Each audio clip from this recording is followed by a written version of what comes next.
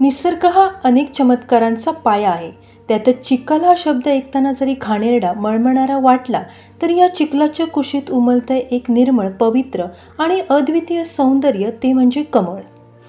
आरवली नैचेवाडी या गावात रस्त्याच्या दुतर्फा असलेल्या चिखल शेतात मनमोहक अशी कमळाची फुले फुललेली असून निसर्गाचं अप्रतिम सौंदर्य बघायला मिळतंय। या गावात प्रवेश करताच अनेकांना निसर्गाच्या सौंदर्याची अनुभूती मिळते। त्याचसोबत तेथून प्रवास करणारे पर्यटक रस्त्यावर थांबून या कमळाचे फोटो काढतात आणि त्याचा मनमुराद आनंद घेत आहेत।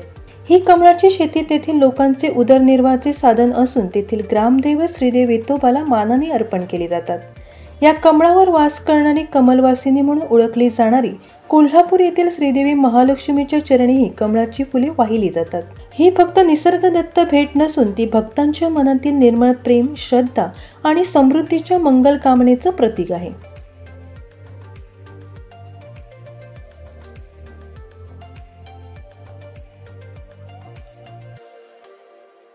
कोकण संवादच्या ताज्या घडामोडींसाठी चॅनलला सबस्क्राईब करा आणि बेल आयकॉनला क्लिक करा।